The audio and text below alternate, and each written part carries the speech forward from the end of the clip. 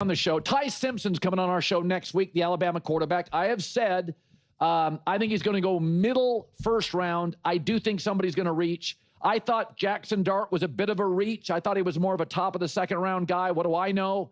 But he had Lane Kiffin coaching offensively. He got Brian Daboll, and Jackson Dart was, when he stayed out of the blue tent, was pretty damn good this year. I think Ty Simpson, similarly, Kalen DeBoer, if he goes to the right coach, I worry about him going to the Jets. But I think if you put him in the right situation and he can sit for a couple years, I think he's a first-round player. Not big, not wow traits. Here was Joel Klatt yesterday on Ty Simpson.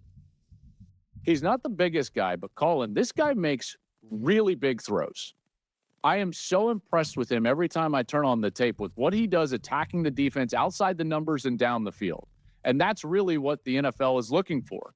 He is a tough, sturdy quarterback that can make all the throws. And those guys just don't grow on trees. I think he makes good decisions. I'm very impressed with him. I think he's a good leader. My biggest knock would be his lack of experience. He doesn't have many starts. We'll show the mock draft by Joel Klatt. And what I think is really interesting is there's an understanding the Jets have that 16th pick. So if you want him, the truth is you may have to call up Jason Light, the GM of the Buccaneers, because, and I do think the Pittsburgh Steelers are in play here. They don't know exactly what's going to happen with Aaron Rodgers. Mike McCarthy and Aaron have had, they can say what they want publicly, but it's not always been great. Will Howard, good player. I liked him a lot in college. I don't think he's a franchise guy. Maybe he is. But I think keep your eye on that Tampa Bay number 15 pick. I think if the Steelers, would they be hyper aggressive? They're drafting 21. You wouldn't have to be that aggressive. Could you go up? I think it's something to think about. Yeah. It's definitely something worth pondering, and this is intriguing. I love how Tyree Simpson has now jumped ahead of Mendoza in terms of who we're talking about right now. That's pretty interesting to me. We can take a quick look at Joel Klatt's board, and I want to examine the full draft order here. The odds of him going right, the Jets aren't taking him at number 2. Could the Cardinals do it? Could they be we want him as our quarterback of the future? It's possibly, I guess maybe. Not the Titans, not the Giants. Could the Cleveland Browns, right? Could a team be no, we believe in him, we want him, and that's what we're doing. It's again, technically speaking, not the Commanders, not the Saints, not the Chiefs. If the Chiefs do it, then they're wow, Patrick Mahomes is really on his way out. Not the Bengals. The Dolphins, that would make zero sense whatsoever. The Cowboys, no. The Rams, no. The Ravens, no. Again, if the Ravens do it, then they're oh my god, what's happening? The Buccaneers. The Buccaneers is definitely an interesting move. I don't know, but it seems like they want Baker long term, so it's not going to happen. And then that's obviously then who knows. Therein lies the Jets. Now, it's not going to be the Lions. Probably not going to be the Vikings. Again, you could make the argument, well, hey, what about the Vikings? Probably not them. Not the Pant.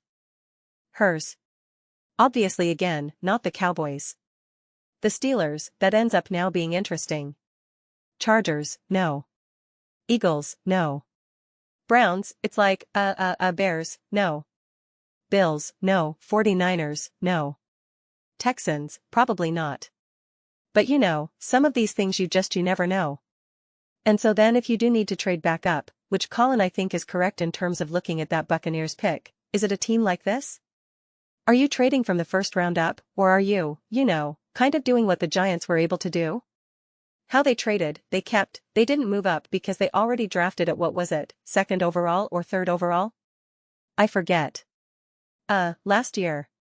Then they traded back into the first round. And then, same thing with the Atlanta Falcons, though obviously not for a quarterback, but for a defensive end I think it was. Yeah, I think it was defensive end. So it'll be interesting to see. You'll see how aggressive a team feels they need to be, or what kind of deal. In a weird enough way it was a little bit more straightforward for the Giants, I suppose. And honestly, what they were able to kind of give up to get what they needed, I think, was pretty good. What's interesting about that is if you look at this as being the magic spot where he could be scooped up with the Buccaneers. Not obviously, that pick at the 15 spot, because you would say, oh, the Giants are in a position to have their cake and eat it too. Get a big player top of the draft, and seemingly no one else is going to be drafting anyone. But I don't know, maybe the Rams, but again, I don't think the Rams would do that at this moment in time because they're going for broke right now. They can get him like in the second round or third round, sure, but seems like he'll be gone before then. But when you look at again, if you need to trade up, who are you going up against here? Not many. I don't know how much of a leveraged bidding war there would be for the Buccaneers, and then I just wonder if you're a team like the Steelers, can you keep your 21st pick, trade something similar to what the Giants did, where it was like a second, a third, and a fifth or something? Probably not. But I don't know because again, I don't know where all that leverage is, but if not, you could potentially, would you forego your first-round pick of next season? Which is essentially what the Atlanta Falcons found themselves in that situation, which is why the Rams have that 13th pick in the first place. I wonder if the Buccaneers would be willing for a move like that because the Buccaneers are trying to make their run. I mean, I don't think they have a run to be made necessarily, but they want a first-round pick, so that's why it feels like the Steelers probably wouldn't be able to find themselves in a situation where they could essentially have 2 first-round picks right now. That seems a little bit harder to do because I'm not too sure the Buccaneers will be able to be willing to do that in a way that the Rams were like, we're happy kind of switching this around and getting the value that we can.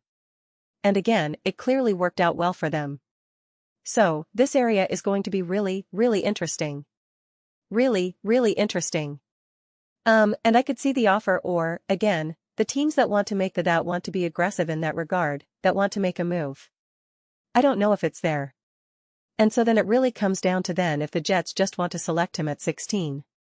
And what makes it even more interesting is I don't know how much of a trickle down that has.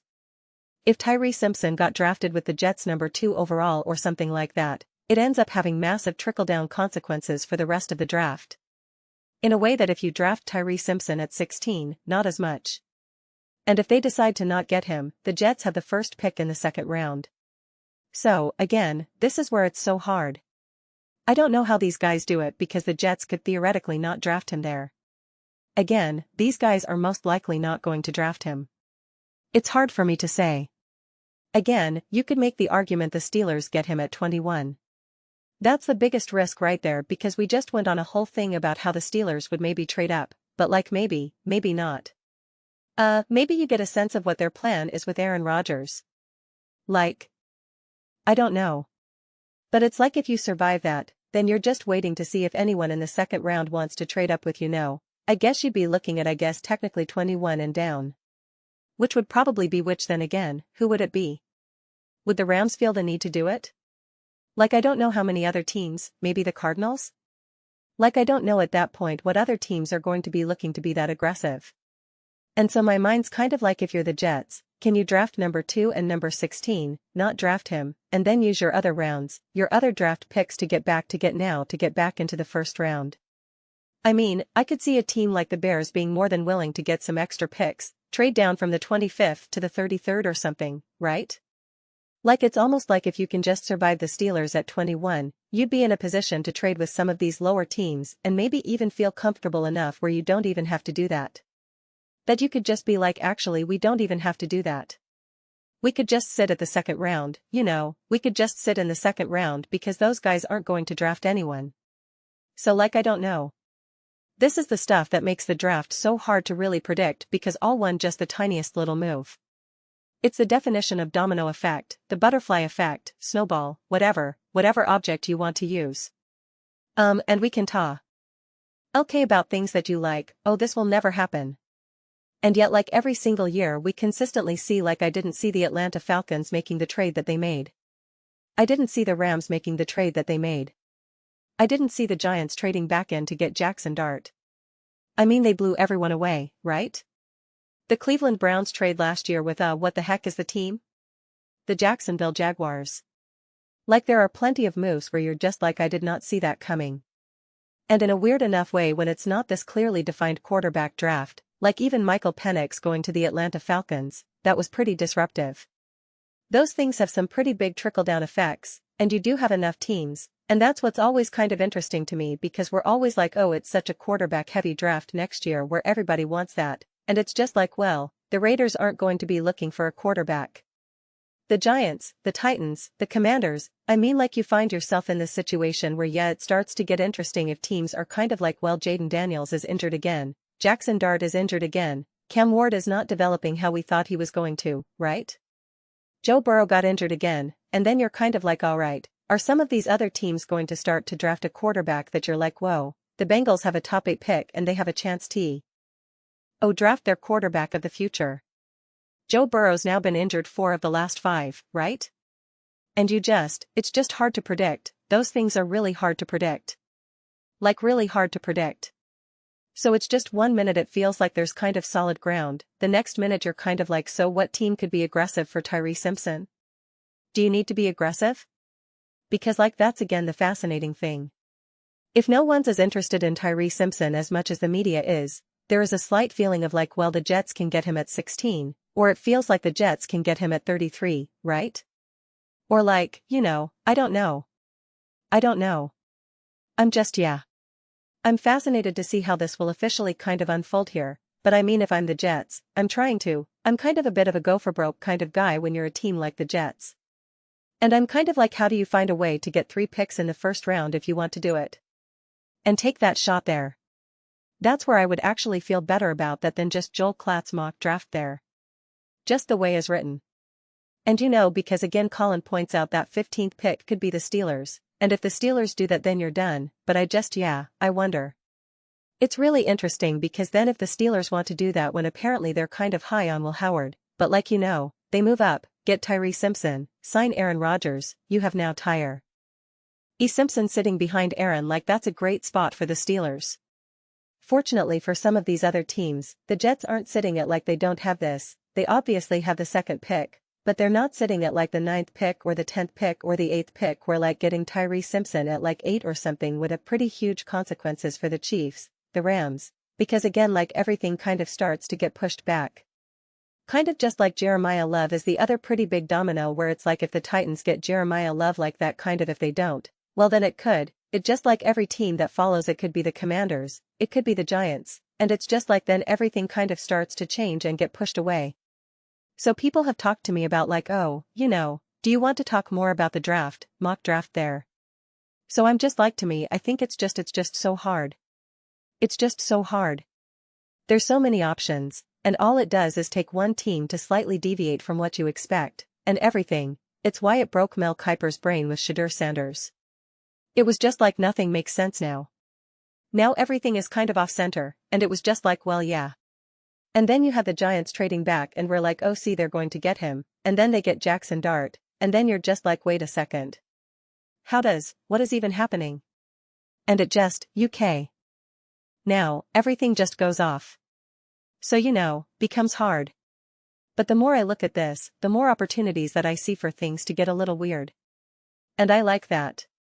I like the action in the draft like that. I like the unknown. I like the movement. So that's where my mind is going right now. It's like where is the most possible movement in either direction, and yeah, you're betting on teams right now, and there are only so many teams right now that you could say should or would be aggressive to go out and get a Tyree Simpson. And that makes it even harder to predict.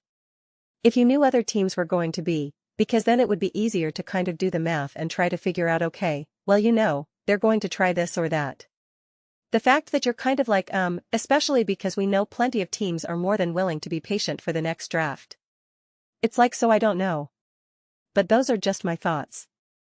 I'd absolutely love to hear yours. What do you guys all think? Will Tyree Simpson be drafted in the first round? Will a team have to be aggressive to go out and get him? Will there be some action?